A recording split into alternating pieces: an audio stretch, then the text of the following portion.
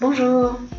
Si vous avez toujours eu du mal à différencier classe grammaticale et fonction, vous êtes au bon endroit. Nous allons voir dans cette vidéo les fonctions liées au verbe. Je vous rappelle qu'une fonction est une relation qu'un mot a avec un autre mot de la phrase. Alors qu'une classe grammaticale, c'est la nature du mot, ce qu'il est en lui-même. Donc un verbe peut être accompagné, complété, suivi par un complément. Et dans ce cas-là, on ne peut ni le supprimer, ni le déplacer. Ce complément a donc une fonction liée au verbe. Il y en a 6 en tout. Voyons d'abord l'attribut. Alors l'attribut, il y a deux sortes d'attributs. On distingue l'attribut du sujet. Il donne des informations sur le sujet par le biais d'un verbe attributif. Alors ces verbes, vous les connaissez sans doute. Ils sont plusieurs. Il y a par exemple être, paraître, avoir l'air, rester. Donc tous ces verbes qui donnent une information sur le sujet. Exemple, ce roman est passionnant. Passionnant est l'attribut du sujet roman. Deuxième type d'attribut, c'est l'attribut du COD. Alors celui-ci donne aussi des informations, mais cette fois-ci c'est non plus sur le sujet, mais sur le COD, toujours par le biais d'un verbe. Exemple, j'ai trouvé ce roman passionnant.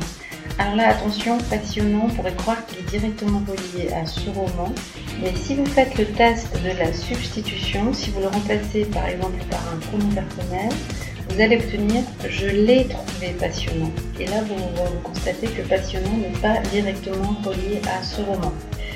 Ce qui n'est pas le cas dans un autre exemple, j'ai acheté ce roman passionnant.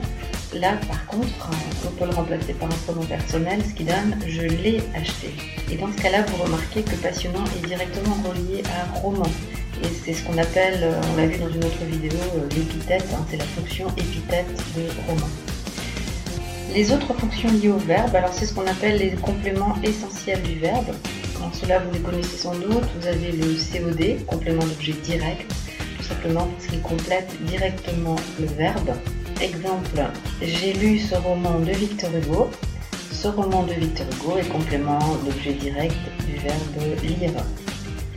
Deuxième complément essentiel qu'on a appelé le COI, c'est-à-dire complément d'objet indirect. Là, dans ce cas-là, il est lié au verbe par une préposition. Je vous rappelle, les prépositions les plus fréquentes sont à et de. Et donc ici, par exemple, j'ai réfléchi à son idée. À son idée est complément d'objet indirect du verbe réfléchir, puisque c'est la préposition à.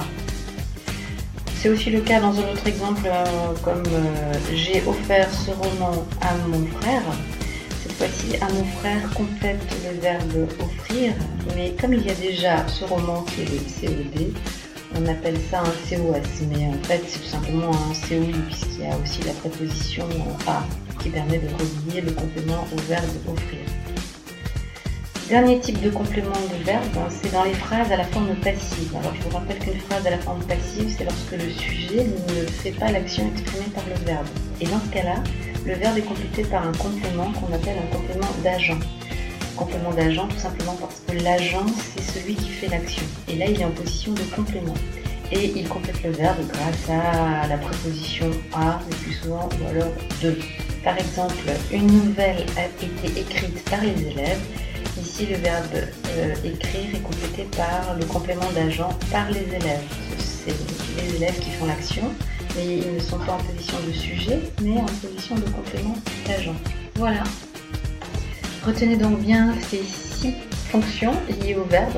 On a donc l'attribut du sujet, l'attribut du COD, le COD, le COI, le COS entre parenthèses, mais c'est finalement un COI, et le complément d'agent.